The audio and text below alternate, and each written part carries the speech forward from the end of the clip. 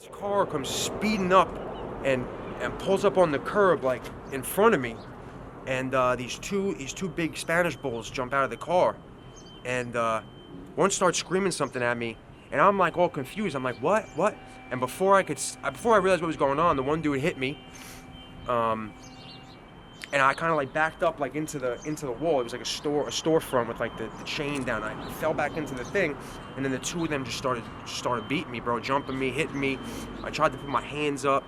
One dude started kicking me, and then I fell down to the ground, and then the one dude like kicked me like 2 or 3 more times, and then they ran back to the car. And so I stand up and I'm like, yo, what the fuck? And they're like, fuck you, you fucking drug addict. And they drove off. I'm sorry. I'm just not ready.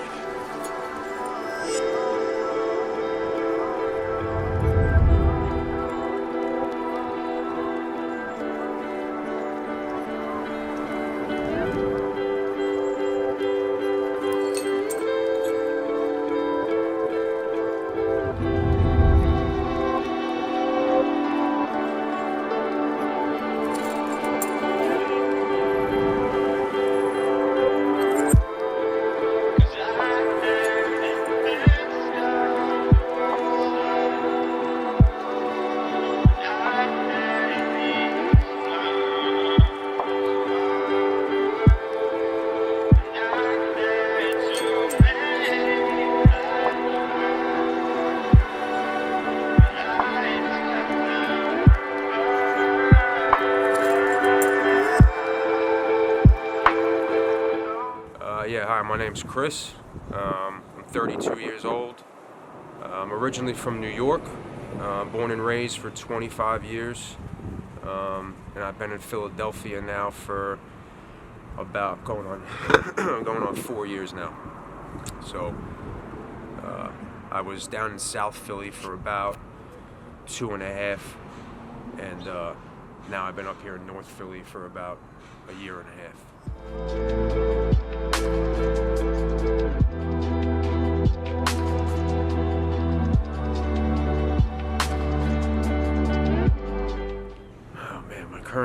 My current situation, I'm an intravenous heroin addict and cocaine addict, which means I shoot speedballs.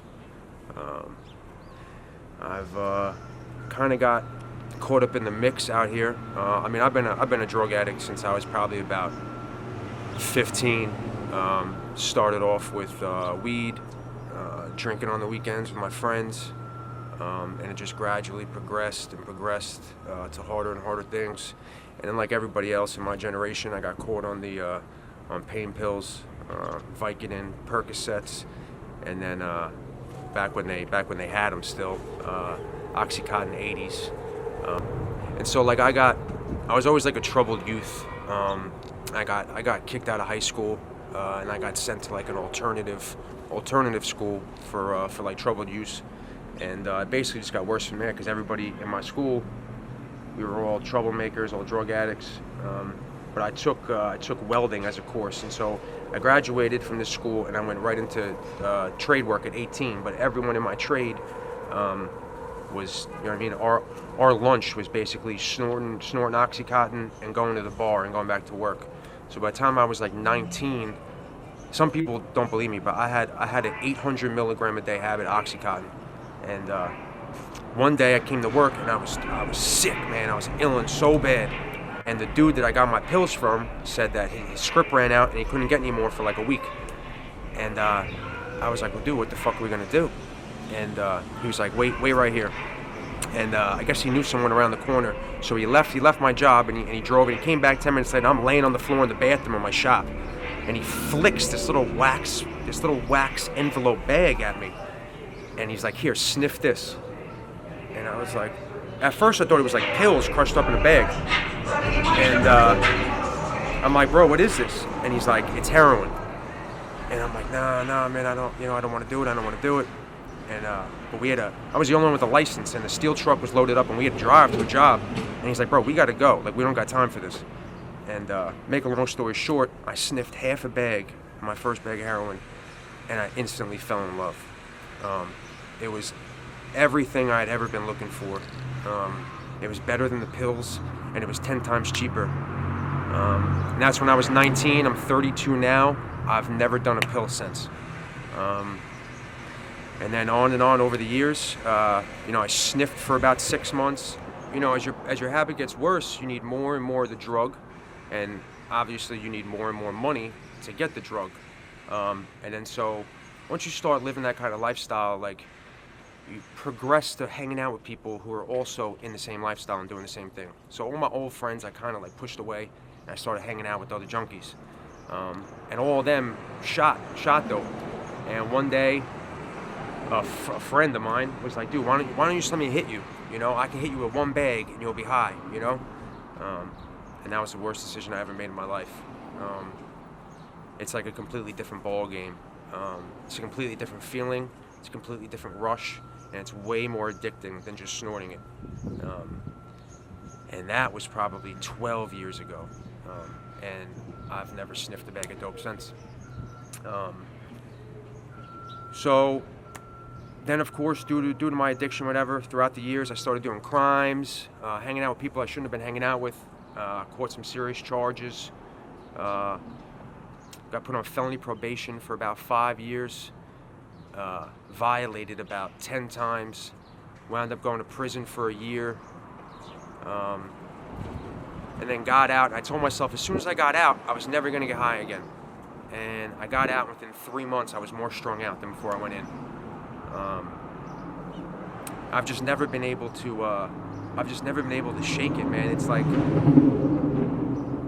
it's so, like, mentally, like, once you put that substance in your body and your brain knows what it feels like to have that feeling and to have that rush, it's like you can never get that thought out of your head. It doesn't matter. I've been sober a couple times. I was sober once for 10 months. I was sober once for 14 months. But I always wind up going back. Because no matter how long you're sober, in the back of your head, you know what it feels like, And it's like walking on a cloud, And I know it sounds fucked up, but it's just the truth. And if I had known what I know now back then, I never would have did any of the things I did, And it's like it's almost like it progresses slowly, and each step it progresses, you can justify it in your head, And then before you know it, you're me, 32 years old, at K&A in Philadelphia, panhandling for money to get a bag of dope, And then heroin and pills, opiates in general. It's the only drug in the world, well, other than benzos, but if you have a heroin habit and you don't take, every 6 to 8 hours, you need to do another shot, or you're gonna get physically sick. So think about having like the flu, and then times that by 10. And that's what it feels like to go through withdrawal from heroin. And so every day is like a chess game, You get right, and then you're like, okay, I got 6 hours to get up some money because I'm going to need another shot or I'm going to be sick. And it's just every day, in and out. And it's just, it's a pretty hard lifestyle to maintain.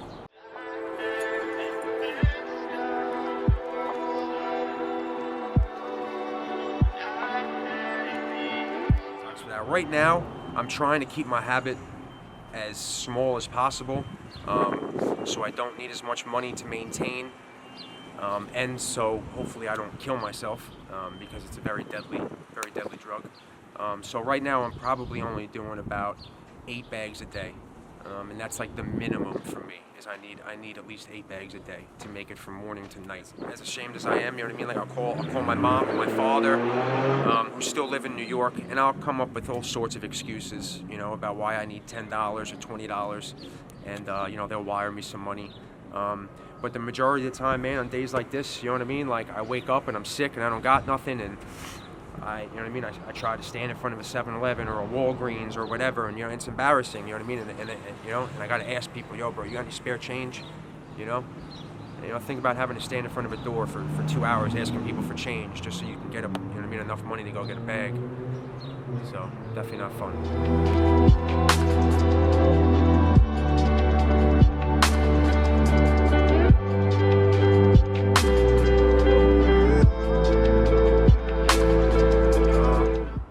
childhood generally wasn't that bad. I mean, I know a lot of people who've had, fucked up childhoods.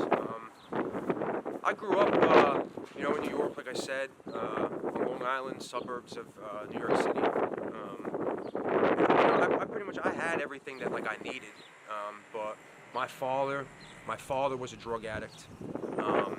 I never, so he left when I was probably about like 6 months old, and I never heard from him. I never saw him, nothing, until I turned about 18, and he wanted to get back in my life. And he came back into my life, and he was buying me heroin, but he was just as fucked up as he was when I was 6 months. And so basically, I guess he didn't have any connection. So he basically got back in my life, trying to tell me like, oh, he just wanted to, make a relationship. But it turns out that he was just a scumbag, and I was getting him coke, and he was giving me money to buy myself dope. And the last time I saw my father, he stole my rent money, and I haven't seen him since. That was probably about 8 years ago. But yeah, my childhood, I grew up, it was just me and my mom, so it was pretty hard. She was a single mom, having to work and raise me, and I was a fucking delinquent, you know what I mean? So.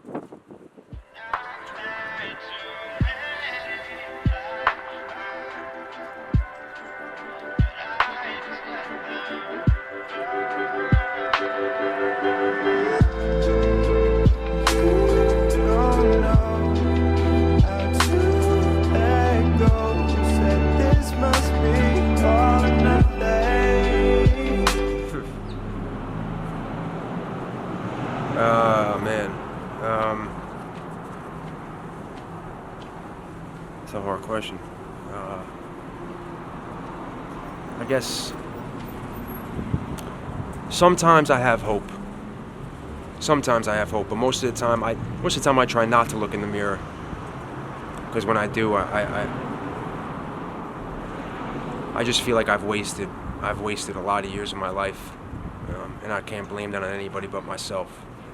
So sometimes it's a little painful to look in the mirror. I have a 5-year-old son that I had when I was sober. I met his mom. She was also in sobriety, and I did good for a while. But right now he lives with his mom. They both live in Willow Grove. And I usually FaceTime him every day. And when I was sober, I was getting him every weekend. So right now I'm trying to get that back on track. I mean, my plan always is to get myself back together and to get sober again. But you just get so caught up in like the day-to-day struggle, and it's always like, all right, I'll go to detox tomorrow, or I'll do this tomorrow. And it's like tomorrow just never comes, because you wake up the next morning and you're sick. And you're like, all right, I'm just gonna go get well, and then you know what I mean? And then you just get stuck out here, And a day will turn into 3 weeks before you know it. I'm sorry. I'm just not ready.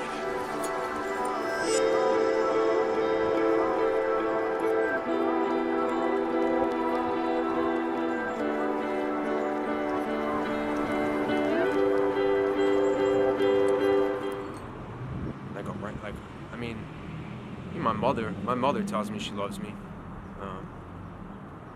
but I'm her son, so.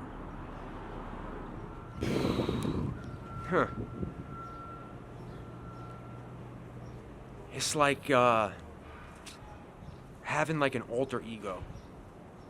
So imagine having this one part of your brain that wants to be just like everybody else, has wants and dreams and desires that everybody else in the world has, a normal person has. But then it's like I have this other like evil voice in my head that tells me to do the things that I do, And it's like sometimes I'm going or I'm getting high, and it's like I don't even necessarily want to be doing what I'm doing, but like I can't stop myself. And it's crazy. It's like, and I know it's like it's real cliche and everybody says it, you know what I mean? But it's like having like a gorilla on your back, you know what I mean? And It's the hardest thing in the world to try to mentally, like, even physically, like, I can go to detox and physically get detox from heroin, right? So I'm not physically ill anymore. But why does everyone always go back, right? People always wonder that. Well, if he goes to detox and he gets out of rehab and he doesn't have a habit anymore, why do they go back and get high again? And it's because it's the mental monster in your head. It's got nothing to do with the physical part. It's that insidious voice in your head that's yelling at you to go get high because your brain remembers what it feels like. And that's the hardest part about it. Most important person to me, hands down, is my son. Like I said, he's 5. His name is Michael. I've never loved someone so unconditionally in my life as I do him. And I guess because I want to, in my family, this is the cycle. My father was a drug addict, he left me. His father was a drug addict, he left him. And so, I want to break the cycle in my family. Drugs, man. There's nothing cool about drugs. And the thing is that as soon as you start taking drugs to cope with your feelings and your emotions or anything like that, the harder it's going to be for you to learn how to deal with them without drugs. And you're going to get caught in that vicious cycle.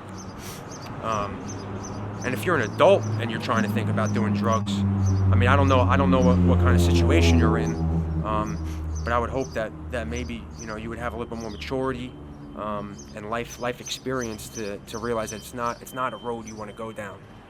I've met some people who were like, I never even did a drug till I was like 28, and now they're out here homeless. And I'm like, why would you start doing drugs at 28? You know what I mean? It just baffles me.